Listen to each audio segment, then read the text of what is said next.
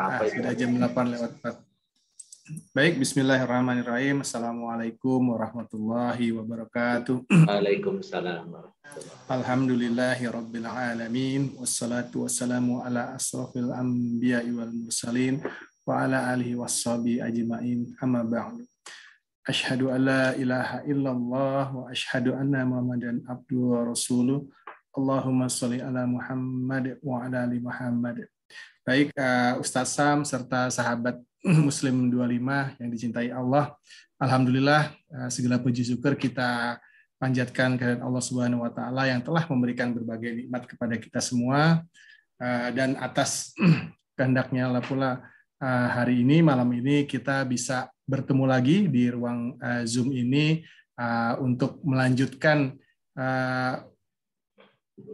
kegiatan mengkaji bahasa Al-Qur'an ya, yang sudah sebulan ini kita libur karena Ramadan dan Idul Fitri, dan masih dalam suasana Idul Fitri kami menyampaikan selamat Idul Fitri buat teman-teman semua. Taqabbalallahu minna wa minkum, taqabbal ya karim. Mohon maaf lahir dan batin. Salawat dan salam semoga selalu tercurah kepada junjungan kita Nabi Muhammad SAW beserta keluarga, para sahabat, dan insya Allah syafaatnya sampai pada kita semua yang konsisten pada ajaran Islam ini. Terima kasih Ustadz. Setelah libur Lebaran kita diingatkan untuk sama-sama mengkaji kembali ya bahasa Al-Quran. Juga tentunya teman-teman yang sudah berkenan hadir pada malam pertama setelah libur ya, hari pertama kelas mengkaji bahasa Al-Quran setelah kita libur selama 1 bulan lebih. Baik, Ustaz Sam, kami persilahkan untuk melanjutkan tausiahnya, kajiannya. Silakan Ustaz. Terima kasih Mas Arya. Assalamualaikum warahmatullahi wabarakatuh. Waalaikumsalam warahmatullahi wabarakatuh. Alhamdulillahirabbil alamin, asyhadu an la ilaha illallah, asyhadu anna Muhammadan abduhu wa rasuluh. Allahumma shalli ala sayyidina Muhammad wa ala alihi washabihi ajmain. Puji syukur kita panjatkan kehadirat Allah Subhanahu wa taala atas nikmat iman dan Islam yang Allah anugerahkan pada kita sejak kita lahir, dan mungkin ada di antara saudara kita yang mendapatkan nikmat iman dan Islam itu setelah dewasa, dan itu juga nikmat yang sangat luar biasa. Karena nikmat iman Islam inilah yang menjadikan kita manusia yang bermanfaat dan bernilai di dunia, dan insya Allah akan dimuliakan oleh Allah di akhirat kelak. Salawat dan salam semoga Allah limpahkan kepada junjungan kita Nabi besar Muhammad Sallallahu Alaihi Wasallam, kepada keluarga dan sahabatnya serta pengikutnya hingga akhir zaman. Dan kita berharap Rasulullah SAW mengakui kita sebagai bagian dari umatnya. Sebelumnya saya mengucapkan taqabbalallahu minna wa minkum, siyamana wa siyamakum, wa kullu amin wa antum bi khairin.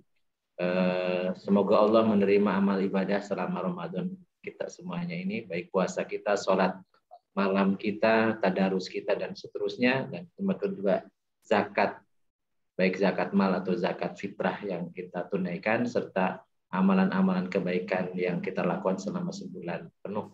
Dan mudah-mudahan Allah menjaga kondisi situasi ibadah Ramadan itu setelah Ramadan. Jadi kita senantiasa menjadi orang yang istiqomah dalam ketakwaan kepada Allah. Karena hakikat tujuan dari ibadah puasa Ramadan adalah la'allakum tattaqun, agar kalian senantiasa selalu takwa. Jadi fiilnya ini fiil mudhari ya, tattaqun, kalian selalu senantiasa bertakwa. Karena fiil mudhari artinya present continuous. Jadi tujuan puasa itu bukan menjadi orang bertakwa. Jadi bukan menjadi orang yang bertakwa, tetapi kalian selalu senantiasa bertakwa gitu tujuannya. Jadi tujuannya itu fiil ya. Jadi bukan isim. Bukan isim, seringkali menafsirkannya agar kalian menjadi orang-orang yang bertakwa, itu salah. Karena bahasa yang digunakan Al-Qur'an bukan la'allakum minal muttaqin. Bukan al-muttaqin, tetapi tattaqun.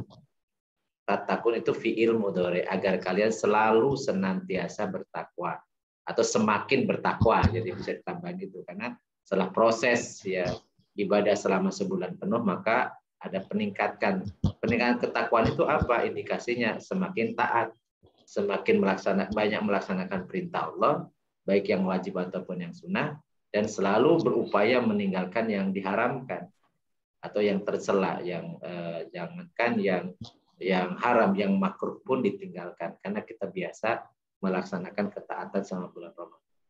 Nah, kita melanjutkan ini, jadi kita sesuai dengan apa yang pernah saya sampaikan ya, supaya lebih umum kita tidak mengkaji secara spesifik ilmu dalam memahami Al-Quran, tetapi kita memahami memang Al-Qurannya, jadi bahasa Al-Quran. Jadi ingat ilmu-ilmu terkait dengan memahami Al-Quran itu pertama ilmu tajwid. Ilmu tajwid itu kaitannya dengan bagaimana cara membunyikan atau mengucapkan huruf yang terdapat dalam Al-Quran. Jadi yang paling dominan di dalam ilmu tajwid itu hukum tentang panjang atau mad ya, tentang nun mati, tanwin atau mim mati. Jadi itu ada kaidah-kaidahnya ya. Ya mungkin kita pernah dulu belajar, mungkin nanti sedikit-sedikit kita singgung dalam memahami itu. Jadi bagaimana cara membunyikan huruf ya. Jadi maka kita kenal ada idhar, ada idgham, ada ikhfa dan seterusnya. Jadi ini kaitannya dengan tajwid. Kemudian ada makhraj. Makhraj itu tempat keluarnya suara huruf hijaiyah. Jadi ini juga ini karena beda makhraj, beda tempat keluar suara, itu nanti beda bunyi dan itu beda jadi arti gitu. Itu makhraj. Ya, makanya ada huruf, nanti huruf di rongga, di khalaq namanya ya. Ada huruf di bibir ya. Di bibir atau huruf di dalam mulut, rongga mulut. Ya, tapi itu memang balik lagi kalau sudah sepuh ini susah. Karena memang makhraj supaya bagus itu ya memang dari kecil. Ya. Jadi makanya kalau saya memaklumi kalau sudah tua baru belajar Al-Quran ya pasti makhrajnya itu susah. Ya. Jadi terbawa oleh kebiasaan dari kecil gitu ya. Makanya yang paling bagus belajar tajwid dan makhraj itu ketika masih kecil, dari sejak kecil dibiasakan. Ya, tapi ya kita nanti ya sesinggung kalau hal-hal yang diperlukan ya. Kemudian ilmu nahwu ini yang sudah kita pelajari ya, yaitu ilmu yang mempelajari struktur kalimat bahasa, yaitu jabatan kata dalam kalimat dan harokat terakhir dari suatu kata. Ada yang mabni, ada yang mu'rab ya. Itu kita sudah sepintas kita pelajari. Kemudian ilmu sorof ini ilmu yang pelajari perubahan satu kata ke bentuk kata lainnya. Jadi ada tasrif lugawi, tasrif istilahi yang kita sudah kenalkan. Kemudian nanti ada tafsir. Tafsir ini adalah untuk memberikan penjelasan atau menerangkan ayat Al-Quran agar maksudnya lebih mudah difahami. Dan tentunya yang sudah saya sampaikan dulu, mufassirin itu punya bekal ilmu ya. Jadi tidak sembarangan orang menafsirkan Al-Quran. Kalau tanpa ilmu bisa berbahaya menafsirkan. Makanya ada mentakwilkan gitu. Ini yang bisa salah. Dan kita juga nanti dengan pelajari itu, memahami itu, kita menggunakan kalau itu perlu penafsiran tafsir dari para mufassir. Jadi ya kita juga belum punya kemampuan untuk menafsirkan sendiri gitu. Tapi kalau ayat-ayat muhkamat semestinya apa yang secara bahasanya teksnya ya itu juga maknanya. Itu kali muhkamat. Dan kita sudah sempat menyinggung tentang ayat muhkamat dan ayat mutasyabihat. Dan ini ilmu-ilmu ini memang menjadi fardu kifayah untuk belajar. Ada yang mengatakan fardu ain, tapi saya melihat ini fardu kifayah karena dulu zaman hidup Rasulullah memang tidak semua mempelajari ilmu-ilmu ini. Jadi, tetapi ada sebagian yang mendalam. Kemudian ketika pada ketika kumur, terutama pada saat hidup Rasulullah dulu kan banyaknya menjadi tentara berperang. Jadi ketika berangkat berperang ya tentunya mereka tidak secara khusus belajar dengan Rasulullah ya, belajar ilmu agama secara khusus. Maka ada sebagian yang menyertai Rasulullah belajar, kemudian ada sebagian yang berangkat berperang, ketika pulang mereka mengajarkan apa yang mereka pelajari dari Rasulullah. Makanya saya memahami ilmu ini, pelajaran ilmu ini adalah fardu kifayah, bukan fardu ain. Nah, malam ini kita ingin memahami ayat kursi. Kenapa ayat kursi? Nah, ini karena banyak keutamaan ayat kursi. Jadi salah satu keutamanya adalah sebagaimana yang dikisahkan dalam Sahih Bukhari, cerita tentang Abu Hurairah ya. Abu Hurairah itu seorang perawi hadis ya, pencatat hadis dari Rasulullah. Dan Abu Hurairah ini memang dia tidak punya keluarga. Dia hidupnya disebut dengan ahlu sufah. Ahlu sufah itu kayak marbot lah sekarang ya. Jadi beliau tinggalnya di Masjid Nabawi. Tentunya masjid itu di samping rumah Rasul ya. Jadi dekat dengan Rasul, sehingga Abu Hurairah itu banyak menyertai Rasul kemanapun pergi. Nah, dalam Sahih Bukhari dikisahkan bahwa Abu Hurairah itu di bulan Ramadan diminta oleh Rasulullah menjaga gudang zakat. Jadi penjaga gudang zakat. Nah, ketika ditugaskan itu ya karena dapat tugas dari Rasulullah, beliau ya menjalankannya dengan sangat tanggung jawab yang luar biasa ya.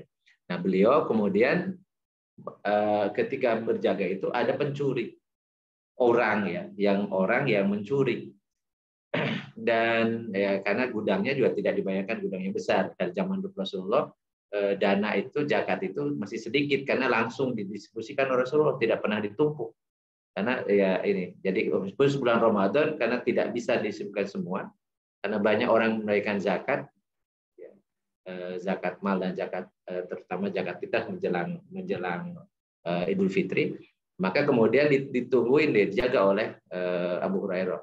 Nah, ternyata ada orang ini mencuri. Ya, mencurinya tidak banyak gitu. Tapi walaupun ini untuk orang miskin, tapi caranya mencuri itu nggak boleh gitu. Maka kemudian ditangkap oleh Abu Hurairah. Ketika ditangkap, kemudian dicerita, dia menghibah gitu. Ya, karena kata Abu Hurairah, aku akan adukan engkau ke hadapan Rasulullah. Dia kemudian menyatakan, aku ini orang miskin, keluargaku banyak, jadi mohon dibebaskan gitu. Akhirnya dilepaskan oleh. Nah, paginya kemudian beliau Abu Hurairah menyampaikan kepada Rasulullah, ya, kejadian semalam ada pencuri, dia mengambil makanan dari gudang itu. Aku tangkap, ketika tangkap dia menyampaikan bahwa dia orang miskin, anaknya banyak, maka aku kasihan pada dia, aku lepaskan. Kata Rasulullah, dia sudah berbohong, nanti datang lagi dia gitu. Ya, malam keduanya ternyata apa yang disampaikan Rasul betul, datang lagi orang itu, ditangkap lagi oleh Abu Hurairah dengan alasan yang sama. Ya, aku orang miskin, anakku banyak dan seterusnya. Nah, Abu Hurairah nggak tega gitu, dilepas lagi. Rasulullah kemudian paginya melaporkan lagi ke Rasulullah, kemudian kata Rasulullah, ya dia berbohong, dia akan balik lagi. Jadi malam 3 malam berturut-turut, ternyata benar malam ketiga datang lagi orang itu. Ketika ditangkap kemudian ya, Abu Hurairah mengatakan, aku tidak akan melepaskan engkau karena kau telah berbohong. Ya, udah 3 malam, udah 2 kali kan berbohong. Kemudian dia mengatakan, maukah aku ajarkan satu ayat? Kalau engkau baca sebelum tidur, maka Allah akan menjagamu dari godaan setan. Nah, ayat itu adalah ayat kursi gitu. Nah, karena ya Abu Hurairah itu kan luar biasa kecintaan terhadap ilmunya, maka dengan itu ya dia lepaskan itu kan, dia mengajarkan hal yang berguna, yang bermanfaat. Kemudian paginya dia sampaikan oleh Abu Hurairah kepada Rasulullah, kata Rasulullah, apa yang disampaikan oleh orang itu benar. Bahwa ayat kursi itu kalau dibaca sebelum tidur, maka Allah akan menjaga, melindungi dia sampai pagi dari godaan setan. Jadi setan akan takut kepada orang yang membaca sebelum tidur, membaca ayat kursi. Dan kemudian walaupun dia berbohong, kata Rasulullah, dia telah benar menyampaikan itu walaupun dia pembohong gitu. Ya, kemudian ditanya oleh Rasulullah, kata Rasulullah, tahukah engkau siapa orang itu yang telah 3 kali berturut-turut itu mencuri itu? Ya, Abu Hurairah nggak tahu, saya nggak tahu Rasulullah. Terus ketahui dia setan. Jadi juga setan dari kalangan jin gitu ya. Jadi makanya kalau kita fotokopi ayat kursi ditempel di pintu ya, di pintu gitu ya, ya itu justru dulu Abu Hurairah diajarinnya oleh kalangan setan dari kalangan jin gitu. Jadi tidak akan mengusir jin gitu. Itu salah satu kisah yang makanya itu kenapa ayat kursi itu istimewa, dan kenapa disebut dengan ayat kursi ya? Jadi disebut ayat kursi karena dalam ini surat Al-Baqarah ayat 255 itu disebut dengan ayat kursi kan di dalamnya ada kata kursiyuhu. Kursiyus samawati wal ardh ya. Dan beberapa pengertian tentang kursiyuhu itu, kursinya, nyanya kepada Allah ya. Itu ada yang menafsirkan artinya ilmu Allah. Ilmu Allah itu meliputi langit dan bumi. Ada yang mengatakan kerajaan Allah. Ada yang mengatakan kekuasaan Allah, meliputi kuasa langit dan bumi. Ada yang singgasana Allah, ada keagungan Allah, arsy Allah, dan macam-macam. Karena kata kursi itu mutasabihat gitu. Mutasabihat. Jadi ayat mutasabihat sehingga tafsirnya bisa macam-macam. Tapi intinya adalah ini bagaimana kemahaan Allah, maha luas ilmunya, maha maha agung ya. Namanya, kemudian maha kekuasaannya di atas segala sesuatu dan seterusnya. Jadi ini memang isinya ayat kursi ini adalah tentang akidah. Sehingga orang yang membaca ayat kursi itu memang harus meyakini. Jadi keluar dari hati yang paling dalam yang tidak ada keraguan sedikit pun. Itu baru setan takut gitu. Jadi yang dimaksud tadi setan takut itu kalau membaca ayat ini tidak hanya membaca, tetapi paham dan meyakini. Karena ini ayatnya ayat tentang akidah, tentang iman, tentang keimanan. Makanya kalau hanya membaca, hanya di lisan doang, tidak dari hati yang kuat, yang meyakini, maka ya tidak akan ditakuti oleh setan. Jadi makanya ayat ini pun disebut dengan ayat yang paling agung, ya, paling utama. Makanya kemudian Rasulullah menyampaikan beberapa keutamaan. Di antara keutamaan itu masih banyak lagi sebenarnya. Di antaranya misalnya barang siapa membaca ayat kursi sebelum tidurnya, nah tadi Allah Subhanahu wa taala mewakilkan 2 orang malaikat atau 2 malaikat untuk menjaganya hingga subuh. Jadi makanya tidurnya orang yang tadi yang senang dzikir, jadi hatinya dia membaca ayat kursi itu dengan keimanan, keyakinan ya, dan paham maknanya, dan kemudian amalannya tadi dan keyakinan yang kuat kepada apa yang disampaikan Allah dalam ayat kursi itu, maka Allah akan menjaga dia oleh 2 malaikat sampai subuh, sampai bangun. Makanya kalau kita membaca ayat kursi sebelum tidur, insya Allah kalau kita niat mau sholat malam akan dibangunkan oleh malaikat. Tapi harus keyakinan dulu ya. Jadi ada yang bangunkan tuh. Itu siapa yang bangunkan? Malaikat. Ya, malaikat nggak kelihatan, tapi ada. Gitu. Kemudian barang siapa yang membaca ayat kursi di akhir setiap sholat fardu, dia berada dalam lindungan Allah hingga sholat berikutnya. Jadi ini kalau bisa diupayakan, jangan assalamualaikum langsung kabur gitu ya, baca dzikir, diantaranya bayat ayat kursi, dan Allah akan melindungi sampai sholat berikutnya. Dan barang siapa membayar kursi di akhir tiap sholatnya, dia akan masuk surga. Dan barang siapa yang membacanya ketika hendak tidur, Allah akan memelihara rumahnya dan rumah-rumah sekitarnya. Jadi tambahan, bukannya rumahnya, bukannya dirinya, tapi rumahnya dan rumah-rumah sekitarnya. Dan barang siapa membaca ayat kursi di akhir tiap-tiap sholat fardu, Allah akan menganugerahkan dia setiap hati orang bersyukur. Jadi setiap hati orang, maksudnya menjadi bagian dari orang yang bersyukur pada Allah. Setiap perbuatan orang yang benar. Jadi Allah akan memberikan pahala dari kebaikan orang-orang lain. Dan tentunya ada hukum sebab akibat di situ. Jadi kalau kita mengajarkan, maka orang yang mengamalkan akan memberikan Allah akan memberikan pahala dari amalan orang yang mengerjakan sesuatu karena dulu diajarkan oleh gurunya, dan gurunya dapat pahala tanpa mengurangi pahala yang mengerjakan. Kemudian pahala para nabi serta Allah akan melimpahkan rahmat padanya. Barang siapa membaca ayat kursi sebelum keluar rumahnya, maka Allah akan mengutuskan 7.000 malaikat kepadanya, mereka semua memohon keampunan dan mendoakan bagi. Ya, kata 70.000 itu berapa ya, banyak lah gitu. Karena kata 7, 27, 700, 70.000 itu makna bahasanya itu sama dengan di bahasa Indonesia ada celaka 12 gitu ya, bukan 12 ya. Tapi banyak sekali malaikat yang akan mendampingi dia. Kemudian barang siapa membaca ayat kursi ya, di akhir sholatnya, Allah akan mengendalikan pengambilan rohnya, dan dia adalah seperti orang yang berperang bersama Nabi Allah sehingga mati syahid. Ini juga ya, wallahu alam seperti apa. Ya, tentu balik lagi ini kalau dia yakini. Jadi membaca bukan hanya sekedar membaca doang ya. Kemudian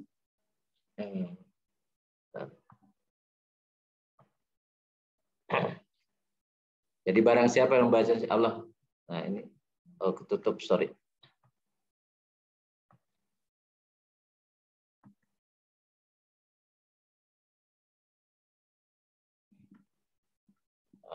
Kurangi. Oke. Jadi barang siapa yang membaca ayat kursi ketika dalam kesempitan, niscaya Allah berkenan memberikan pertolongan kepada. Jadi ini di antara keutamaan-keutamaan ya, keutamaan-keutamaan ayat kursi. Nah, kita sekarang masuk dalam memahaminya. Memahami ayat kursi ya. Jadi ayat ini satu ayat, tetapi isinya itu sangat padat dan terkait dengan akidah. Yang pertama yang kita sudah hafal semua, Allahu la ilaha illa huwa. Jadi kata Allahu la ilaha illa huwa ini syahadat. Dan ini rukun Islam yang pertama. Dan ini memang harus diyakini. La ditambah dengan ilah. Jadi kalau gabung ya, la dengan ilah artinya isbat, penetapan hanya Allah saja. Allah, tidak ada ilah, tidak ada Tuhan yang harus diibadahi, yang harus disembah kecuali Dia. Jadi nama redaksi lain dari Allahu la ilaha illallah. Ya, lafaz syahadat ya. Allah tidak ada Tuhan selain Dia. Ini artinya hanya Allah saja Tuhan itu. Dan kemudian disusul dengan sifat Allah. Ya, bagian dari Asmaul Husna, Al-Hayyu, Al-Qayyum. Ini dua Asmaul Husna, yang Al-Hayyu yang maha hidup. Tidak ada awal, tidak ada akhir. Yang kekal, sifatnya ajali, itu Al-Hayyu. Sementara semua makhluk itu akan berakhir, akan ada kematian. Jadi Allah itu Al-Hayyu, yang maha hidup, tidak akan mati. Sifatnya ajali, dia yang awal dan dia yang akhir.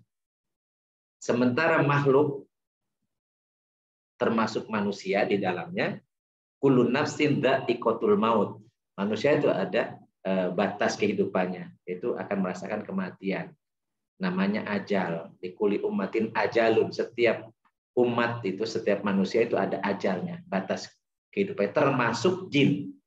Jadi jin itu juga ada kematiannya, walaupun bukan urusan kita, karena makhluk gaib. Jadi nggak usah ngurusin nulis tentang jin gitu ya, kehidupan jin. Ya, ini menjadi keyakinan bahwa Allah lah yang Al-Hayyu dan Al-Qayyum. Al-Qayyum bukan hanya berdiri sendiri, bukan hanya mengatur diri sendiri, tapi Al-Qayyum yang maha mengurus terus-menerus semua makhluknya. Jadi Al-Qayyum yang menegakkan, yang mengatur, yang mengendalikan seluruh makhluknya yang ada ya. Dan itu tidak pernah berhenti.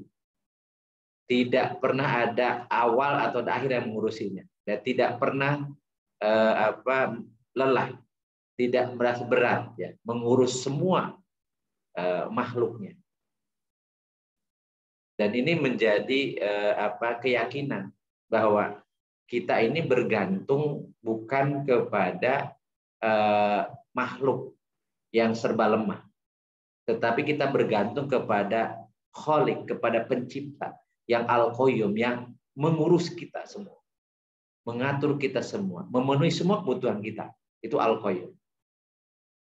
Yang kemudian dilanjutkan la ta'khudhuhu sinatun wala naumun. Di mana Allah itu tidak pernah ngantuk, tidak pernah tidur. Makanya orang Jawa mengatakan Allah boten sare.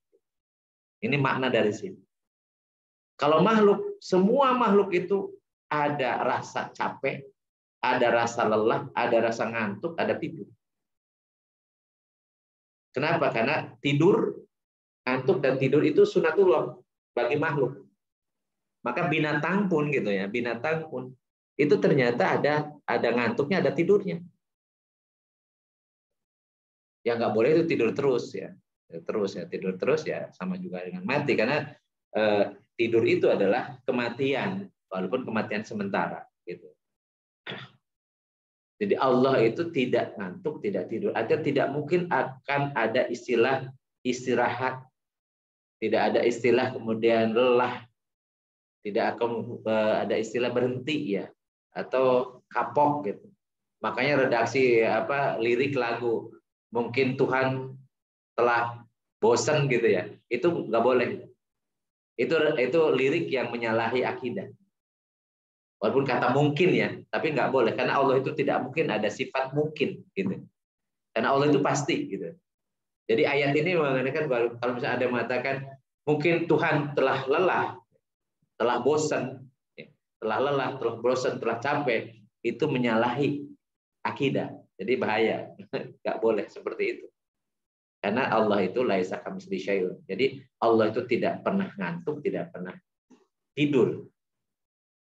Sehingga konsep ini konsep ketuhanan yang harus yakin tanpa keraguan sedikit. Jadi orang yang membaca ayat ini dengan penuh keimanan, maka kemudian setan takut, jin takut. Jadi menafikan. Jadi kalau kita biasanya surat Al-Ikhlas itu ya qul huwallahu. Di ayat kursi ini ada konsep ketuhanan di sini. Makanya disebutkan ayat kursi atau ayat keagungan, dan yang paling utama atau puncaknya dari ayat-ayat Al-Qur'an itu ayat kursi. Karena di konsep ketuhanan di sini. Allahu la ilaha illallah hayyul qayyum la ta'khudhuhu sinatun wa la naum. Kemudian lahu ma fis samawati wa ma fil ardh. Lahu itu lam huruf jar ya, hu-nya kepada Allah.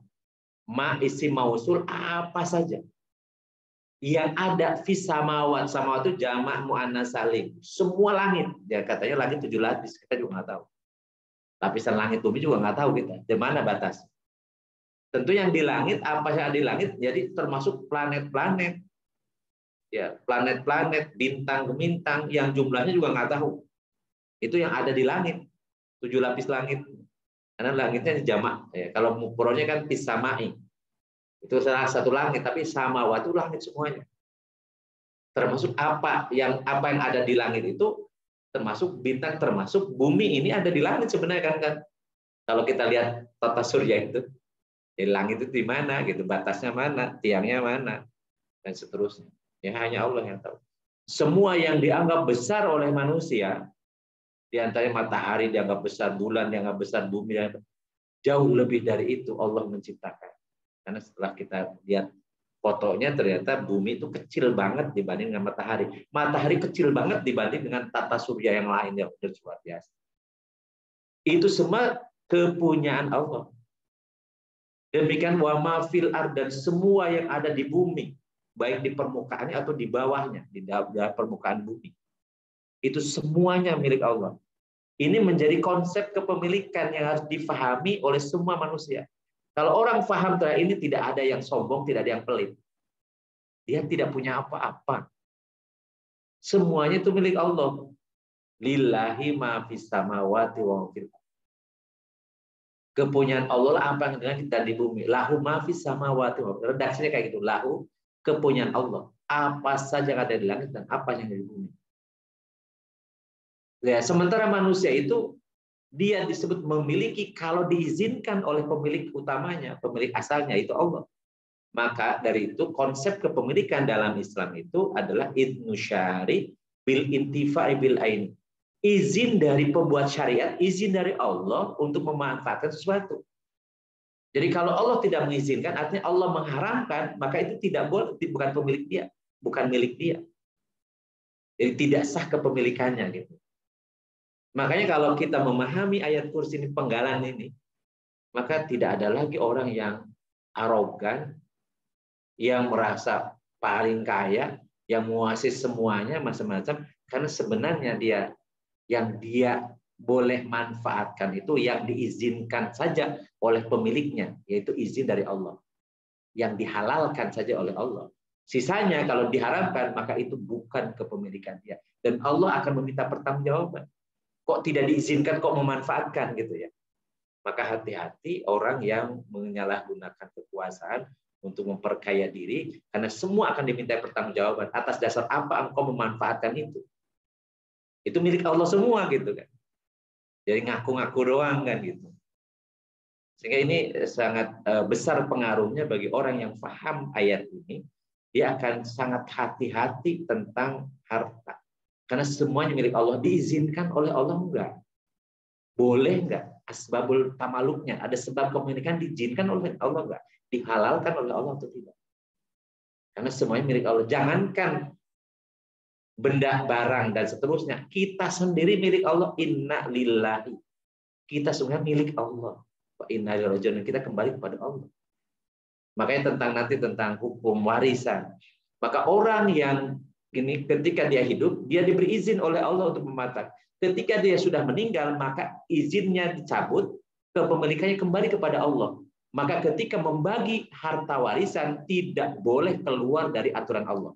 Karena ketika orang itu membuat aturan sendiri dalam membagi hari warisan, maka dia berhadapan dengan pemiliknya, berhadapan dengan Allah. Makanya dalam surat An-Nisa ayat 13 diancam, siapa yang melewati batas-batas hukum Allah itu, aturan hukum waris itu, maka dia berhadapan dengan Allah SWT, bermusuhan dengan Allah, dan Allah akan mengancam dengan masuk ke dalam neraka kholidina fiha, kekal selama-lamanya. Naudzubillah.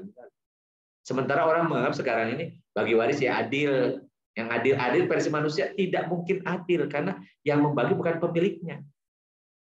Pemiliknya siapa? Ketika orang itu meninggal, maka kepemilikannya kembali kepada Allah. Maka Allah yang membaginya. Dan kalau Allah yang membaginya, pasti adilnya. Karena dari pemiliknya. Nah, sementara kalau bukan pemiliknya, misalnya dengan ahli waris, ya, dia mengaku sebagai pemiliknya, padahal dia bukan pemiliknya. Pemiliknya sudah meninggal. Nggak ada lagi tuh kepemilikan yang sudah meninggal. Maka walaupun dia katakan adil, sebenarnya dia tidak adil. Disamaratakan laki-laki dan perempuan. Ternyata ketika orang tuanya sudah tua, misalnya ada ibunya yang belum meninggal, sementara warisnya sudah dibagi rata, ya, yang menafkahi wajib menafkahi anak laki-laki. Nah kalau sama, itu kan tidak adil. Sementara perempuan tidak punya kewajiban untuk menafkahi ibunya yang sudah tua. Justru adil itu ketika diserahkan kepada pemilik asalnya, kepada Allah. Allah yang membagi, disebutkan di situ. Kalau meninggal punya istri, kemudian berapa istrinya, dapat bagian, anak-anaknya siapa anaknya, laki-laki atau perempuan, atau perempuan saja, atau laki-laki saja, atau laki-laki perempuan, dan seterusnya. Dan itu hukum faraid itu wajib diterapkan. Siapa yang tidak menggunakan hukum faraid ketika dia membagi warisnya, maka dia berhadapan dengan pemiliknya, yaitu Allah. Diancamnya dengan neraka kekal selama-lamanya. Kita baca surat An-Nisa nanti ayat 13. Bagaimana orang yang membagi waris tanpa izin dari pemiliknya, dari Allah Subhanahu wa taala. Jadi ini lahum ma fis samawati itu besar pengaruhnya kepada orang yang faham terhadap ayat ini, mengimani ayat ini, ya, maka dia akan kembalikan semuanya kepada Allah.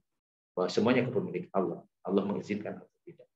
Jadi ada satu ya cabang ilmu, ya, sistem ekonomi dalam Islam itu salah satunya di sini. Jadi orang yang menyadari, memahami ayat itu. Kemudian mangdzalladzi yasfa'u indahu illa bi'idznih. Tidak ada yang dapat memberi syafaat. Syafaat pengertiannya adalah bantuan, pertolongan di sisi Allah tanpa izin darinya. Jadi makanya jin juga takut. Karena jin itu bisa mengganggu, bisa menggoda kalau diizinkan oleh Allah. Kalau tidak diizinkan nggak bakal mampu dia. Ketika orang membaca ini dan meyakini bahwa tidak akan mungkin memberikan mudarat kalau tanpa izin dari Allah, tidak akan memberi manfaat kecuali Allah yang mengizinkannya, menghendakinya, maka dia akan takut. Dan orang yang meyakini ini, dia hidupnya itu tenang. Tenang. Karena ketika dia memohon dan permohonannya dikabulkan oleh Allah, karena dia orang yang dekat kepada Allah, maka tidak akan mungkin orang bisa mencelakakan kecuali Allah mengizinkan. Jadi dia yakin mewakilkan kepada Allah, namanya tawakal. Orang tawakal itu meyakini, menyerahkan sepenuhnya hidup itu di tangan Allah, tergantung Allah. Karena tidak akan mungkin ada sesuatu yang memberikan mudarat atau memberikan manfaat kecuali izin dari Allah. Sehingga ini bagian dari kekuasaan dan kehendak Allah yang mutlak, tidak bisa ditolak oleh siapapun. Kemudian berikutnya, ya, penggalan ayat berikutnya, ya'lamu ma baina aydihim wa ma khalfahum. wala yuhituna bi syai'in min ilmi illa bima syaa. Dia mengetahui apa yang ada di hadapan mereka. Di hadapan mereka yang akan terjadi. Wa ma khalfahum, yang di belakang mereka yang telah terjadi. Yang telah dan yang akan. Allah mengetahui. Dan mereka tidak mengetahui sesuatu apapun tentang ilmu Allah, melainkan apa yang dia kehendakinya. Nah, ini menjadi pegangan bagi para ilmuwan nih. Jangan sok pintar semua tahuinya. Jangankan kita sebagai manusia, malaikat pun ketika kemudian disuruh menyampaikan, memberitahukan nama-nama itu, kemudian mereka mengatakan, Rabbana la ilma lana illa ma 'allamtana innaka antal alimul hakim. Ya Allah, ya Tuhan kami tidak punya ilmu kecuali apa yang telah Kau ajarkan kepada kami. Jadi kalau ada manusia sekarang merasa pinter, ngelecehin orang, ya, menganggap orang ini bodoh, dia yang paling pintar mengetahui, itu telah dia melampaui batas-batas yang telah ditetapkan oleh Allah. Yang maha mengetahui itu hanya Allah. Kita punya pengetahuan hanya yang Allah kehendaki, yang Allah ajarkan. Sisanya kita tidak tahu apa-apa. Bahkan kalau seandainya dia Allah kemudian matikan saja sel-sel otaknya sehingga menjadi lupa, ya, yang tadinya pinter atau merasa pinter itu jadi bodoh, nggak ngerti apa-apa. Jadi karena kehendak Allah lah kita punya ilmu. Maka seyogianya orang yang belajar ilmu, dia memahami bahwa ilmu pengetahuan itu dari Allah, dan dia harus punya kesadaran spiritual bahwa apa yang dia pahami, apa yang diketahui itu hanya karena difahamkan oleh Allah. Allah yang mengajarkan. Makanya ketika sedang kita belajar ilmu, maka diawalilah dengan minta kepada Allah, Allahumma inni as'aluka ilman nafi'an. Ilman nafi'an. Jadi ilmu yang bermanfaat karena Allah yang mengajarkannya. Wazidna ilman nafi'an, tambahkan kepada kalian ilmu yang bermanfaat.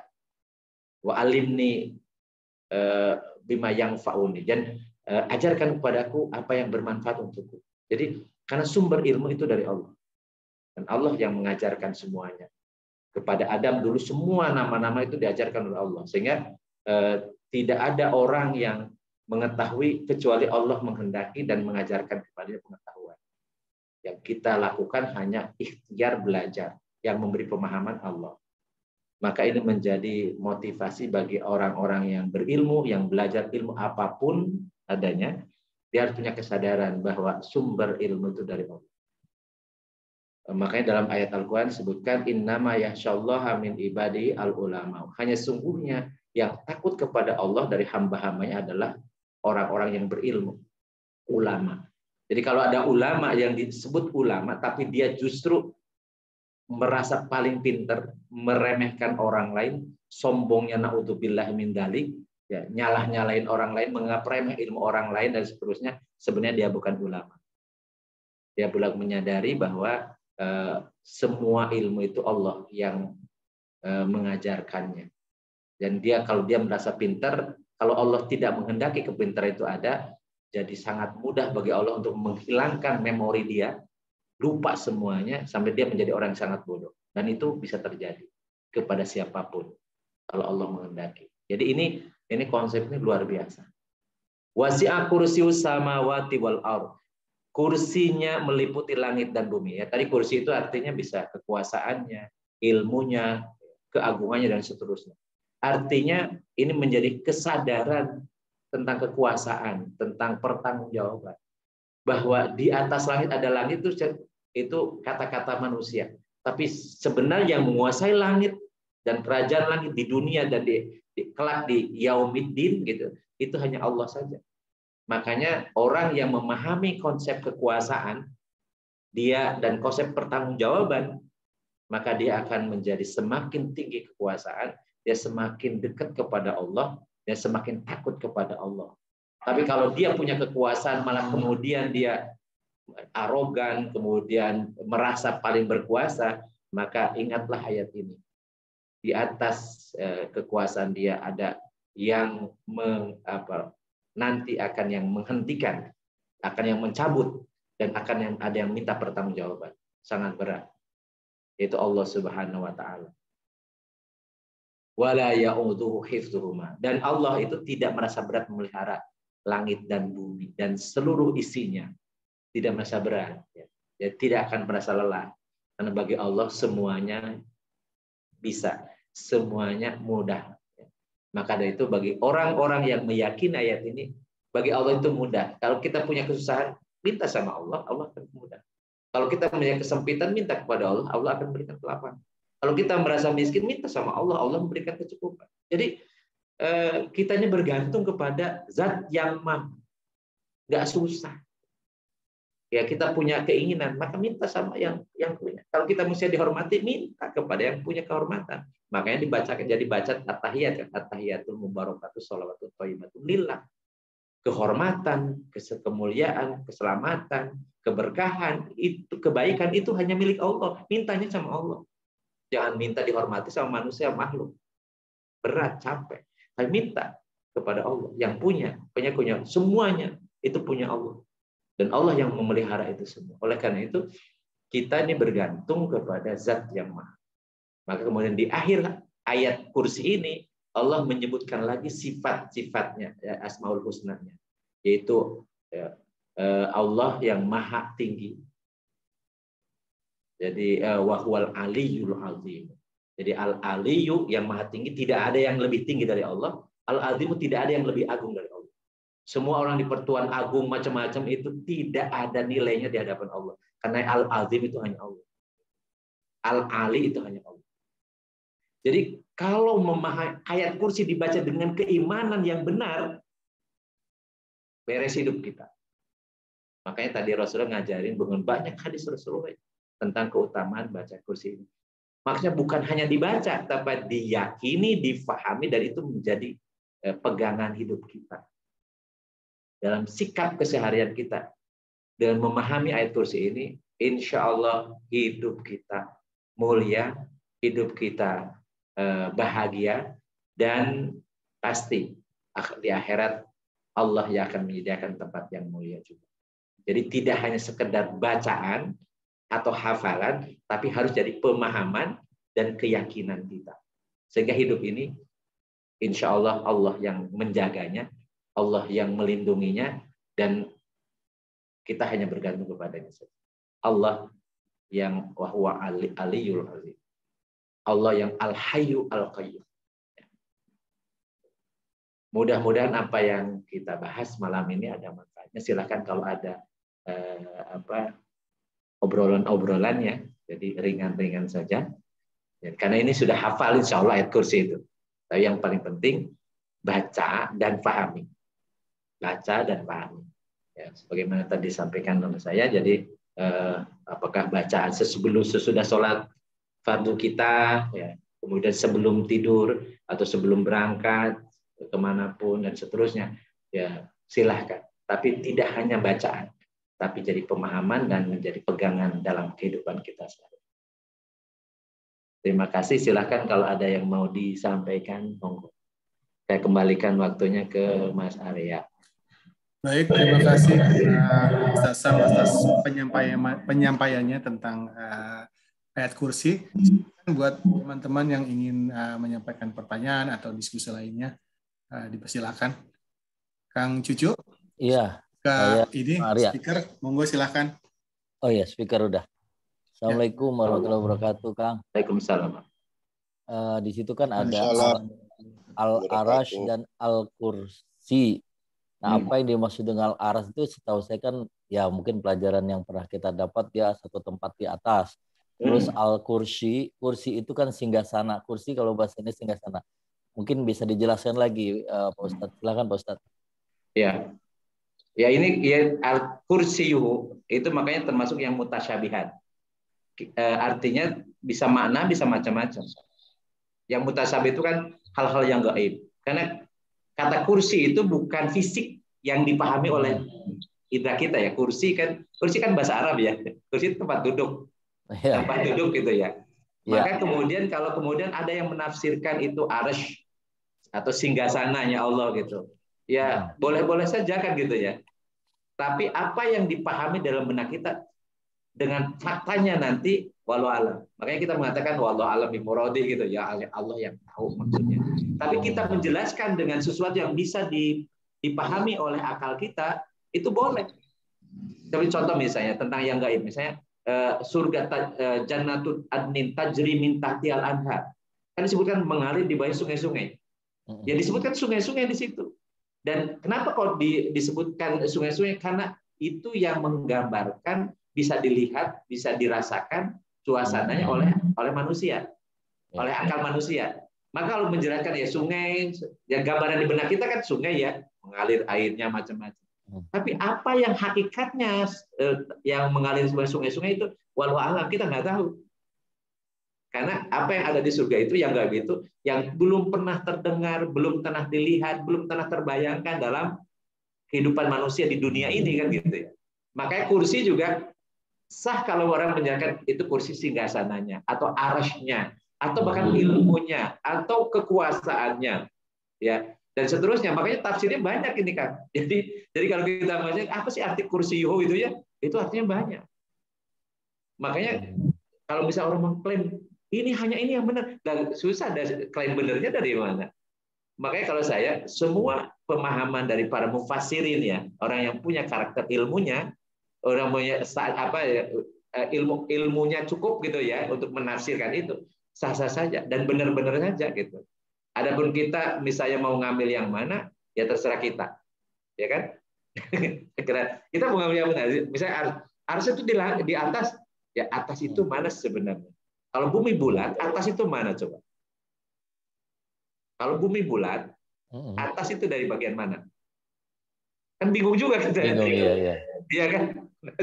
Jadi ya sudahlah gitu. Oh ya, aras itu di atas, ya sudah di atas kita gitu. Gimana? Kalau alam. Aras itu seperti apa? Singgasana. Jangan bayangkan kemudian seperti singgasana seorang raja macam-macam. Apalagi kursius samawati wal ar gitu kan, kursinya Allah itu samawati wal ar, langit, semua lapis langit dan bumi. Makanya penafsirannya bisa ilmunya Allah, kekuasaannya Allah, ya kewenangan Allah dan seterusnya kan bisa tafsir bisa seperti itu kan. Ya.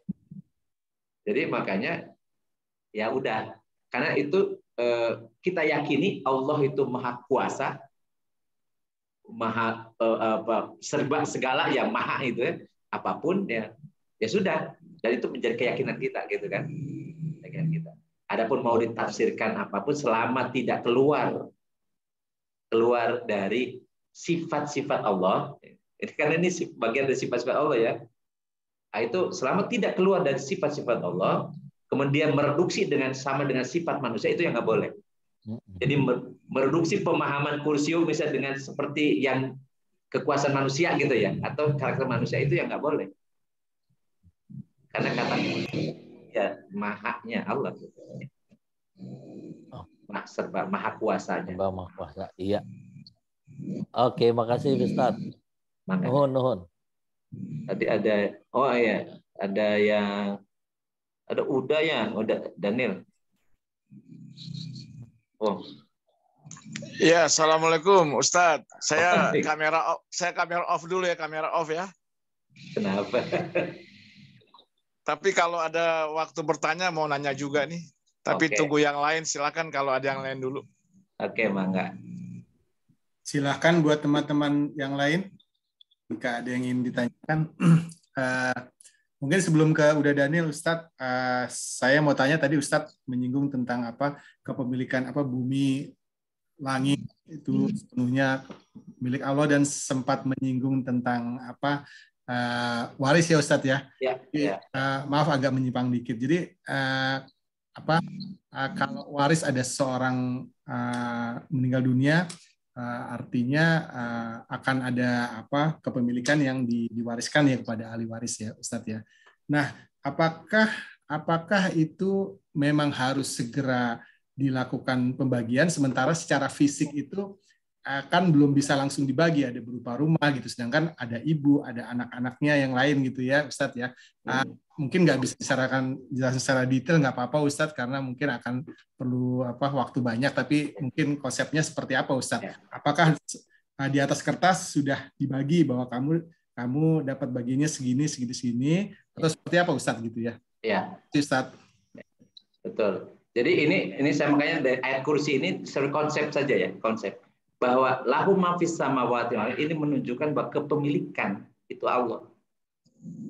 Jadi semua yang diklaim oleh orang-orang itu milik dia. Sebenarnya dia sekolah ini ya, kayak negara ini juga milik dia kan gitu ya. Nggak suka-suka dia. Ingat bahwa milik itu milik Allah semua. Milik Allah semua. Jadi orang yang beriman kalau misalnya dia mengaku bahwa tidak mengakui kepemilikan Allah, dia udah murtad, udah keluar dari Islam. Ini konsep akidah bahwa semua milik Allah, bahkan kita pun milik Allah. Innalillah itu kan sebenarnya bukan doa, tapi pengakuan. Innalillah, kita ini milik Allah. Kita milik Allah. Jadi bagaimana kalau kita milik Allah, berarti tergantung pemiliknya kan. Mau dikasih hidup, silakan. Mau dikasih mati, ya silakan. Kapan dikasih rezeki atau tidak dikasih rezeki, tergantung pemiliknya kan. Dan itu kesadaran harus ada. Jadi ini bagian dari akidah kan.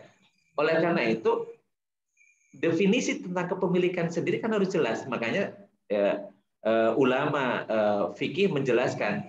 Jadi nama kepemilikan itu definisi kepemilikan adalah idnu syari bil intifa'i bil izin dari pembuat syariat. Izin dari pembuat syariat itu siapa? Pembuat syariat itu Allah. Izin dari Allah untuk memanfaatkan sesuatu. Dan izin itu berupa hukum. Kalau ini dihalalkan, berarti Allah mengizinkan. Ketika Allah mengharamkan, berarti Allah tidak mengizinkan. Sehingga tidak boleh jadi milik dia. Jadi contoh misalnya diharapkan mencuri. Mencuri itu dia mengambil bukan milik dia. Atau memanfaatkan punya orang lain. Gitu. Memanfaatkan punya orang lain. Makanya kalau dalam fikih ekonomi Islam, itu tidak boleh kita menjual barang yang bukan miliknya.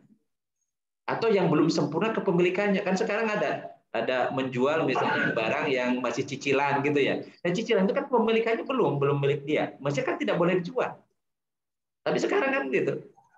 Kan biasa gitu kan. Dianggap biasa-biasa saja. Ini ingat aturannya, dia boleh menjual, memanfaatkan apa yang telah diizinkan oleh Allah untuk memanfaatkan atau menjualnya. Jadi termasuk tadi konsep tentang warisan. Tapi warisan itu kan orang itu diberi izin ketika masih hidup. Milik dia gitu kan. Begitu dia meninggal, kepemilikannya kan kembali kepada pemilik awalnya, yaitu Allah. Yang memberikan izin kan. Maka dari itu Allah memberikan cara bagaimana cara membagikannya. Itu dalam Al-Qur'an. Surat An-Nisa itu menjelaskan. Dan itu hitungannya pasti kan saklek ya, karena 1/2 itu jelas. 1/3 itu jelas. Tidak berapapun jumlahnya tidak angka, tetapi persentase. 1/2, 1/3, 1/6, dan itu disebut ayat-ayat muhkamat. Tidak bisa diinterpretasikan lagi, gitu. Sedangkan jumlah hartanya nanti mana saja yang menjadi milik si mayit. Makanya dijelaskan di surat detail. Nah, sayangnya ilmu faraid ini sekarang udah mulai ditinggalkan. Dengan katanya yang adil itu ya diserahkan aja kepada masing-masing ahli waris, ya kan? Menganggap ahli waris itu lebih adil membaginya ketimbang Allah yang pemiliknya. Kan udah cacat akidah ini. Berat. Makanya tuh coba baca surat An-Nisa ayat 13 itu. Ancamannya serius itu. Masuk nerakanya selama-lamanya. Nauzubillah min dzalik. Dianggap enteng gitu loh. Padahal ancamannya jauh berat banget itu. Bahkan di antara surat Al-Fajr itu kan wa taquluna turasa aqlal lama. Mereka memakan harta warisan dengan cara yang tidak benar. Memakan yang harta saudaranya sendiri, harta adiknya, harta kakaknya diambil sama dia. Ya kalau harta saudaranya sendiri dia makan, bagaimana dengan harta orang lain gitu kan. Dan seterusnya. Jadi oleh karena itu di ayat kursi ini memang simpel-simpel, tapi itu konsep-konsep dasar. Konsep dasar, dan itu harus kita yakini betul. Sehingga berangkat dari situlah maka kemudian hukum fikih itu dijalankan berdasarkan konsep akidah, keyakinan kita. Jadi halal haram gitu ya. Nah, tadi apa misalnya teknik pembagiannya, maka kemudian akan disesuaikan dengan hartanya seperti apa.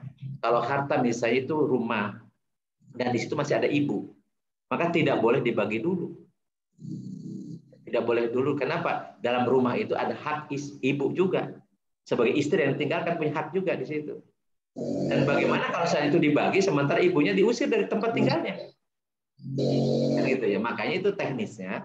Ya, kalau misalnya udah misalnya dihargai berapa, tapi nggak mungkin harta yang nggak mungkin dipecah, harta yang nggak mungkin bisa diuangkan, ya mau tidak mau itu hanya dalam hitung-hitungan saja. Tapi kita yakini bahwa setiap ahli waris punya hak di situ. Adapun waktunya kapan, memang lebih cepat lebih baik pembagian waris itu. Jangan sampai ditunggu. Ya, tunggu lama-lama karena begitu ahli warisnya misalnya yang ahli waris meninggal juga, nanti kan jadi masalah tuh. Padahal dia meninggal sebelum sesudah yang mayit yang misalnya bapaknya itu meninggal. Ya, dia punya hak warisan di situ. Tapi karena keburu belum dibagikan kemudian meninggal juga, maka dianggapnya tidak punya hak warisan. Nah, ini jadi masalah. Dan itu sering terjadi. Terutama harta-harta yang bukan dalam bentuk uang ya, atau dalam bentuk emas ya, tapi harta-harta yang tadi, harta diam yang tidak bisa langsung jadi uang, tanah, rumah, dan seterusnya. Jadi memang ini PR bagi, tapi intinya harus punya kesadaran bahwa ini adalah kembali kepada Allah, Allah yang membagikan. Karena konsep komunikasi itu lahu ma fis samawati wal ardh. Semuanya milik Allah. Semuanya milik Allah. Wallahu a'lam. Nanti kalau misalnya ini detilnya ya kita belajar ilmu faraid ya. Pernah ada yang usulkan kan belajar ilmu faraid. Betul, ya? Ustaz. Ya. Terima kasih. Mungkin satu waktu kita ini Ustaz ya. Ya, nanti surat An-Nisa tentang faraid ya. Baik, kita coba bongkar ya. Kita perlu gitu ya, perlu ya, itu gitu biar tidak salah. Baik, terima kasih Ustadz. Silahkan teman-teman yang lain atau udah Dani dulu. Tadi katanya mau mengajukan pertanyaan, monggo. Oke, terima kasih. Ini kan bahasannya kan sedang tentang ayat kursi ya. Pertama, saya sih sebenarnya awalnya mengikuti nasihat istri ya. Jadi sampai hari ini saya biasanya kalau pulang kerja di parkiran itu saya baca Al-Ikhlas 3 kali gitu ya. Kemudian saya akhiri dengan ayat kursi katanya. Jadi kalau ya versi istri saya kan mengikuti anjuran istri nih, katanya itu juga baik untuk menolak mungkin ada maksud-maksud yang tidak baik ya dari betul ya, dari mungkin ada sihir atau apa gitu ya. Yeah. Itu mungkin coba ditanggapi mengenai itu oleh Ustadz. Dan yang kedua, kira-kira penggunaan ayat kursi ini dalam kehidupan kita yang tepat itu di saat apa ya Ustadz ya, yang mungkin yang dianjurkan gitu loh, yang sifatnya rutin. Selain kita bacakan mungkin saya sih paling sering membacakan setelah sholat subuh ya, sebelum kita zikir ya, sebelum kita ini dan sebelum kita berdoa. Tapi kira-kira selain tadi yang saya gunakan ya, contohnya pulang kerja setelah 3 kali Al-Ikhlas, saat-saat yang paling tepat itu apa ya Ustadz ya untuk dibacakan secara rutin ayat kursi gitu. Dari saya sekian aja Ustadz ya. Terima kasih. Wassalamualaikum warahmatullahi wabarakatuh. Waalaikumsalam warahmatullahi wabarakatuh. Jadi tadi udah saya sampaikan keutama-utamanya. Cuman masalah yang ingin saya lebih penekanan ya, tidak hanya dibaca tapi difahami gitu ya. Difahami. Ya, betul. Itu yang intinya ya, difahami. Kalau bacanya, karena banyak hadis Rasulullah tentang keutamaan membaca ayat kursi. Ya, terutama membaca. Bisa kapan saja, di mana saja sebenarnya kan. Tapi kalau cerita tentang yang paling utama, ya Rasulullah mengajarkan itu sebelum tidur. Sebelum tidur, bacalah. Oke. Ya, sebelum tidur. Jadi sebelum baca doanya, sebelum baca misalnya Bismika Allahumma ahya bismaut, karena itu sebelum tidur itu kan akhir hayat kita.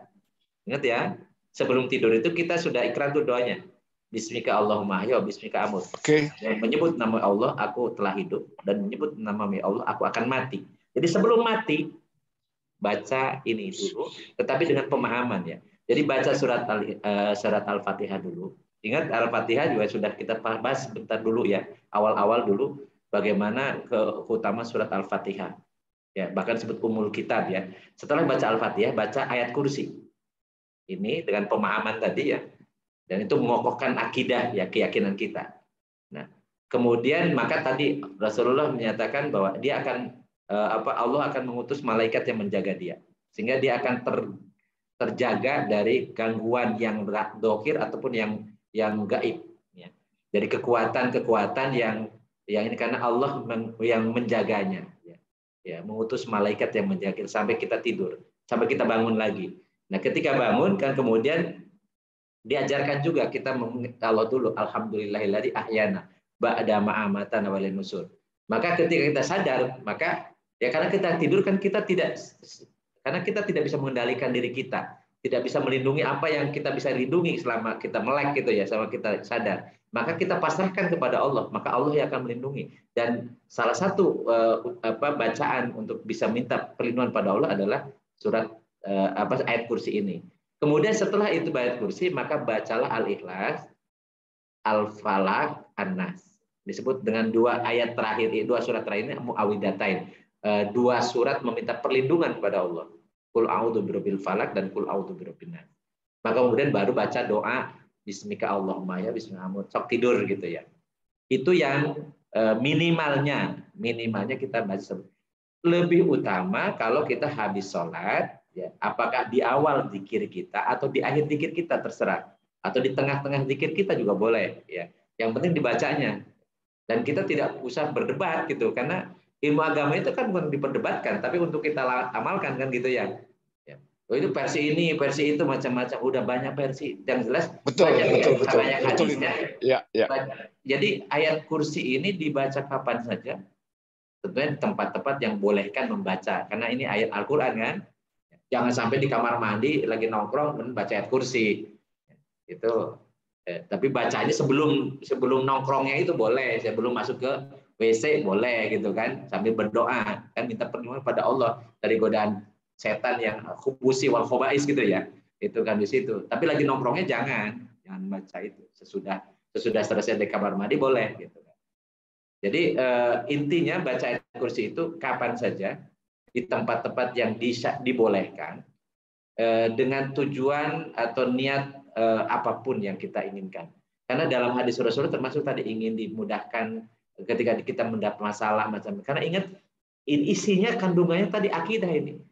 Bahwa semuanya itu ya serahkan pada Allah kan gitu ya. Semuanya milik Allah dan ilmu Allah itu jadi kita minta dimudahkan memahami sesuatu, kita dimudahkan ketika menghadapi persoalan yang rumit macam-macam, maka kita pasrahkan kepada Allah dengan membaca ayat kursi ini sebagai ikrar kita bahwa Allah yang maha hidup, yang maha mengurusi semuanya tanpa pernah dan maha kuasa, ilmunya maha luas, ya alamu ma baina aydihim wa ma khalfahum gitu.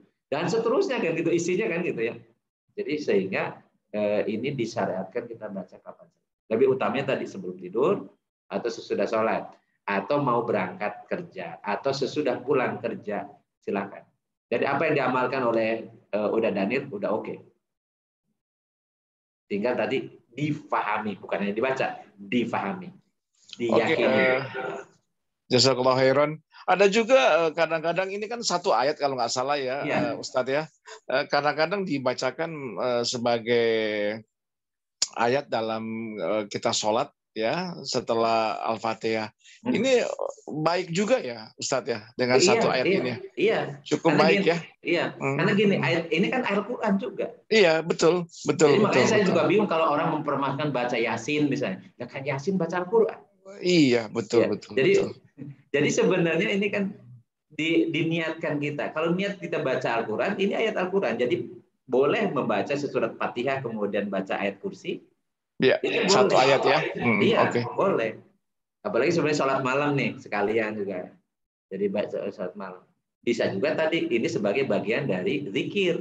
Jadi ayat kursi ini bisa sebagai bacaan dalam sholat, baca surat ayat-ayat pendek, ya kan?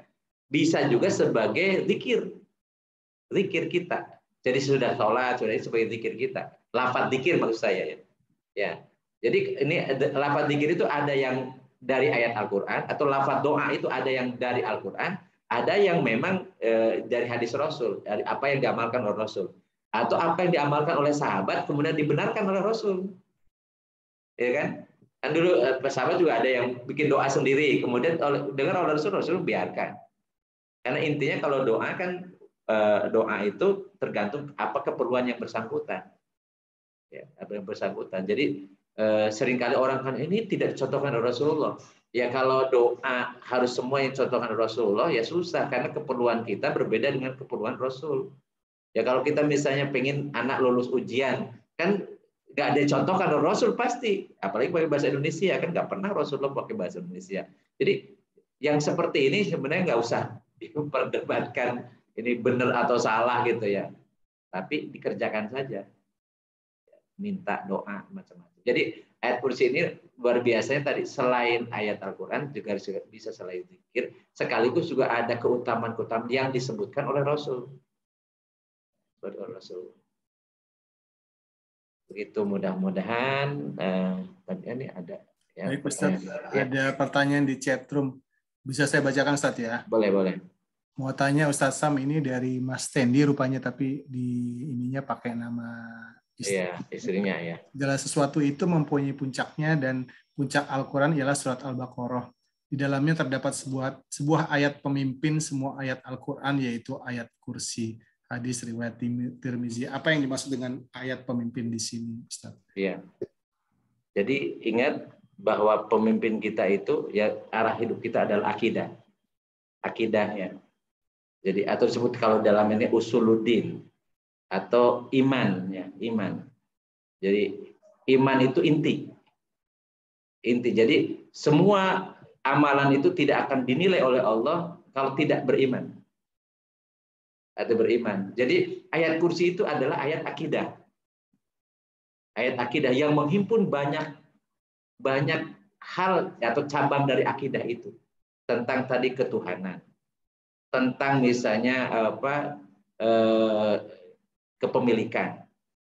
Ada di situ ada konsep rizki di tangan Allah, tentang ilmu pengetahuan, tentang kekuasaan.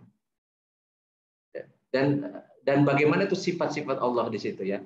Sehingga ayat ini menjadi leader, menjadi kepalanya yang mengarahkan hidup kita. Jadi karena hidup kita bisa terarah kalau iman kita benar. Iman kita benar. Kalau iman kita tidak benar, maka hidup kita akan mengikuti hawa nafsu. Jadi Tuhannya hawa nafsu. Dan hawa nafsu pasti menentang gitu. Pasti menentang. Jadi makanya disebutkan di antara setiap apapun ada puncaknya, dan puncak dari Al-Quran itu adalah surat Al-Baqarah. Karena surat Al-Baqarah itu bukan hanya masalah akidah, juga masalah syariah dan sangat lengkap. Dan diawali surat Al-Baqarah dengan karakter manusia. Jadi ketika disebutkan di ayat pertama, ya itu Mafatihul Suwar, Alif Lam Mim, ada yang menafsirkan, Ibnu Abbas menafsirkan Alif itu Allah, Lam Jibril, Mim Muhammad. Dari Allah melalui Jibril kepada Muhammad. Dzalikal kitabul la raiba fihi, hudal lil muttaqin. Ya. Sesungguhnya Al-Qur'an ini itu la raiba fihi, tidak ada keraguan sedikit pun di dalamnya. Jadi la raiba fihi hudal lil muttaqin, petunjuk bagi orang bertakwa. Dan menjelaskan yang pertama adalah siapa orang bertakwa dulu. Kemudian setelah bertakwa, artinya ini bertakwa itu mukminun al muttaqun. Jadi orang bertakwa itu mukminun. Jadi alladzina yu'minuna bil ghaib, ya. Kemudian melaksanakan rukun Islam. Ya. Itu orang-orang bertakwa itu. Jadi orang bertakwa pasti harus beriman dulu. Alladzina yu'minuna bil ghaibi wa yuqimuna shalah. Wa mimma razaqnahum yunfikun. Kemudian mengeluarkan zakat. Ya. Jadi yu'minuna bil ghaibi wa yuqimuna shalah wa mimma razaqnahum yunfikun itu termasuk di dalamnya zakat dan sedekah. Kemudian orang yang beriman kepada apa yang telah Allah turunkan kepada kitab-kitab sebelumnya dan apa yang diturunkan kepada Nabi Muhammad, iman kepada Al-Quran dan kepada akhirat mereka yakin. Jadi ini adalah jadi orang yang bertakwa itu beriman dan melaksanakan rukun Islam. Kemudian disebutkan ayat berikutnya adalah orang kafir. Orang kafir itu sawaun alaihim anzartahum am lam tunzirhum la yu'minun. Udah. Itu orang kafir. Tetapi berikutnya adalah tentang orang munafik. Wa minan nasi may yaqulu amanna billahi wa bil yaumil wa ma hum bimumin. Yukhadi'una Allah wa la. Itu banyak sekali tuh karakter orang munafik. Makanya orang munafik itu paling sulit menghadapinya karena karakternya itu. Di penampilan luarnya seperti orang beriman, tapi dia hatinya tidak beriman. Makanya berat loh ya orang munafik itu. Dan banyak orang munafik itu bukan hanya hidup zaman hidup Rasulullah dulu, Abdullah bin Ubay bin Salul, tetapi semakin kesini semakin banyak pengikut orang-orang munafik itu. Karena fi qulubihim maradun fazadahumullahu maradu dan seterusnya. Jadi ya tadi bermuka dua, menjilat macam-macam dan sekarang itu banyak. Ya, banyak. Jadi makanya itu karakter tentang orang bertakwa, orang kafir, orang munafik itu ada di surat Al-Baqarah. Kemudian hukum-hukum syarat. Hukum yang pokok tentang sholat, tentang zakat, tentang puasa, tentang haji itu dari surat Al-Baqarah. Ya, kemudian di dalamnya ada intinya yaitu tentang akidah, itu ayat kursi disebut dengan pemimpin. Ya walau alam itu yang sepengetahuan saya ya. Sehingga tadi makanya saya sengaja membahas malam ini tentang ayat kursi karena di antara segala sesuatu ada puncaknya dan puncak dari Al-Qur'an itu adalah surat Al-Baqarah karena di dalamnya dalam surat Al-Baqarah ada ayat kursi sebagai pemimpinnya ayat-ayat Al-Qur'an. Ingat surat Al-Fatihah sebagai ummul kitab, induknya Al-Qur'an. Nah, sedangkan pemimpinnya ayat-ayat Al-Quran adalah ayat kursi. Jadi kita coba dijadikan kebiasaan membaca tapi dengan memahami, meyakini, kemudian itu menjadi pegangan kita dalam menjalankan kehidupan sehari-hari. Sehingga kita menjadi orang yang yang tawakal, kita menjadi orang yang tidak hubud dunia. Jadi kita bersyukur terhadap apa yang Allah izinkan untuk kita memilikinya. Menjadi orang yang tidak jadi orang yang sombong karena ilmu pengetahuan yang dimilikinya, tidak menjadi orang yang arogan karena kekuasaannya, karena di atas kekuasaan dia ada pemegang kekuasaan otoritas yang utama, yang mutlak, itu Allah, kursiyus samawati wal ardh di situ.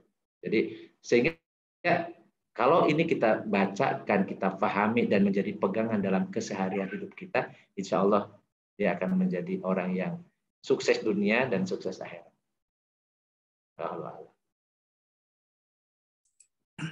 Baik, terima kasih Ustadz Sam. Silahkan kalau ada yang lain yang ingin ditanyakan, teman-teman. Sudah jam 21.17. Ya. Biasanya kita jam berapa? Jam 21.30 Ustadz ini. Ya, masih 3 pada ngantuk. Ya. Ya. Alhamdulillah ini ada 18. Ada 18 Ustaz. Ya. Aki Baim itu namanya siapa itu? Kang Denny Herawan. Oh. Akinya anaknya namanya Baim mungkin ya. Cucunya. Maaf. Cucunya ya. Kang Denny. Ya Kang Denny udah punya cucu. Itu bantu jawab. Itu. Tuh Kang Denny dibuka ininya, silakan. Mikrofonnya. Iya. Kalau Aki nyebut Aki berarti orang Sunda. Alhamdulillah, sudah 3 Pak Ustadz. Waduh, kalahin saya ya. Saya baru 2 cucu. Ya, alhamdulillah. Tinggi di mana Kang? Cuma istrinya beraninya 1 tuh. Yang ngomong juga nggak berani. Sama masih ngomong. Tahu. Lanjut. Ini perlu diklarifikasi karena gini, ada orang yang menganggap bahwa poligami itu sebagai prestasi. Katanya sunnah Rasul itu harus diluruskan. Jadi poligami itu bagi Rasulullah itu khususan. Tapi bagi umatnya itu dibolehkan, itu kan. Jadi bukan sunnah ya, bukan sunnah Rasul. Kan untuk Rasul itu khususiat. Rasul itu istilah 9. Ketika beliau wafat istilah 9. Jadi umatnya nggak boleh. Sehingga hukumnya bagi umatnya ini bukan sunnah Rasul, tetapi boleh nikah lebih dari 1, tapi maksimal 4.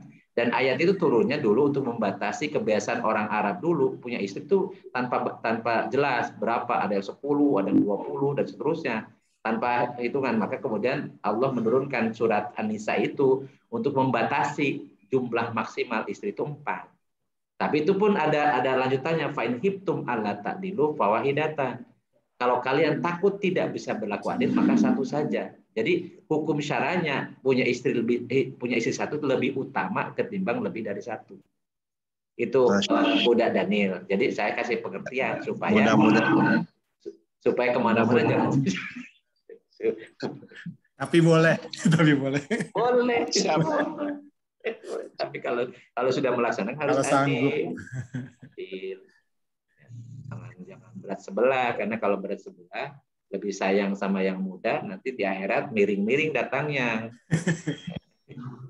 Deng-deng kata orang Sunda bilang gitu. Kalau udah sepuh sakit balik sama.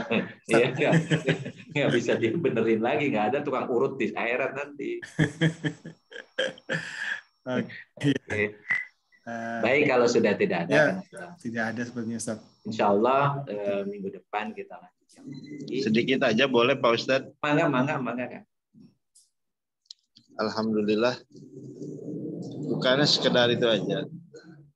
Sekedar mungkin, mohon maaf ini di pinggir jalan ada suara motor. Sedikit aja mengingatkan Pak Ustadz, untuk kita semua, kayaknya bahasan untuk tadi ilmu mengenai waris ya, faraid, mungkin bisa diagendakan juga untuk kita ke depan, karena selain kita juga perlu tahu, harus juga dipahamkan kepada ahli waris kita. Sampai ahli waris kita itu mendapatkan pengaruh atau masukan yang di luar apa yang disyariatkan oleh agama kita. Memang untuk penerapan awalnya itu di keluarga saya juga sulit, tapi alhamdulillah berkat pemahaman berdasarkan musyawarah ya, dakwah, memberikan pengertian, akhirnya semua bisa lulus. Beberapa kali pembagian warisan itu berjalan dengan baik, semua bisa menerimanya, dan alhamdulillah semua bisa mendapatkan dengan cara yang baik. Dan itu mungkin perlu juga dipahamkan untuk kita semua. Ilmu faraid. Betul. Insya Allah kita ini kan. Jadi bagian dari KJ, karena tadi ilmu faraid ini kan langsung dari Al-Quran. Jadi memahami. Jadi jangan sampai orang menganggap ini bisa versi siapa saja boleh gitu ya. Ini ayatnya ayat muhkamat. Jadi ayat tentang faraid itu ayat muhkamat. Tidak berbeda antara para mufasir, semuanya tidak akan berbeda. Para mujtahid tidak akan pernah berbeda. Karena ini angka ya, 1/2, 1/3. Dalam penerapannya itu yang. Ya. Terima kasih. Ya, siap insya Allah. Kita maaf ini belum bisa saya jawab ya pertanyaannya. Pertanyaannya siapa? Jody. Nanti biasa kalau Pak Kumis biasa suka gitu usil. Suka usil dia. Dia juga wacana aja, Ustaz. Iyalah, saya tahu lah. Oh gitu. Saya tahu kalau Bang Kumis itu saya tahu persis tuh. Jadi luar dalam kayak saya paham tuh. Cukup satu katanya berarti. Cukup satu aja. Karena ya kan sebagian dari kita ini istiqomah ya. Ikatan suami takut istri kalau di rumah.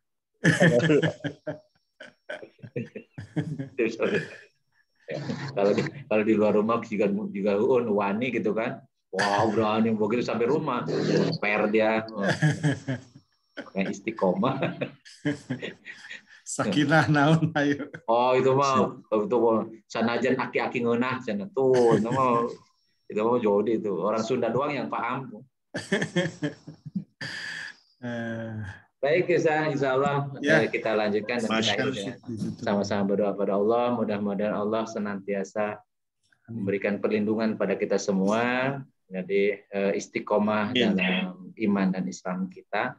Dan kita memohon agar Allah menurunkan tadi anak keturunan kita yang soleh dan salehah yang menjadi pemimpin orang-orang yang beriman. Amin. Allahumma sholli wa sallim wa barik ala sayyidina wa habibina wa karimina wa abdina wa ala Muhammad sallim radhiyallahu tabaraka wa ta'ala an sahabat Rasulillah ajmain. Amin. Amin. Alhamdulillahirabbil alamin hamdan syakirin hamdan na'imin hamdan yu'ti ni'ama wa yakafi mazidah. Ya Rabbana lakal hamdu kama yanbaghi li jalali wajhika wa 'azimi sultanik. Allahumma anfa'na bima 'allamtana wa 'allimna ma yanfa'una wa zidna ilman nafi'an. Allahumma yassir lana umurana kullaha wa la tu'assir alaina. Allahumma hasil maqasidana. Rabbana hab lana min azwajina wa dhurriyyatina qurrata a'yun waj'alna lil muttaqina imama. Rabbana la tuzigh qulubana ba'da idh hadaitana wa hab lana min ladunka rahmatan innaka antal wahhab. Rabbana atina fid dunya hasanah wa fil akhirati hasanah wa qina adzabannar. Wa sallallahu ala sayyidina Muhammadin wa ala alihi wa sahbihi wa barik wa sallim. Subhanakallahumma wa bihamdika asyhadu an la ilaha illa anta astaghfiruka wa atubu ilaik. Subhana rabbika rabbil izzati amma yasifun wa salamun alal mursalin walhamdulillahi rabbil alamin. Assalamualaikum warahmatullahi wabarakatuh. Waalaikumsalam warahmatullahi wabarakatuh. Ustaz Sam. Terima kasih juga teman-teman semua di reuni tanggal 29 Mei. Nuhun. Ya, Ustadznya udah ini nih, udah konfirmasi Ustaz Sam ya. Bergabung. Cuma saya mohon maaf nih, Pak Kumis yang istiqomah dibawa pasangannya supaya terasa di rumah. Ayo wae. Iya. Assalamualaikum. Baik, Waalaikumsalam Ustaz.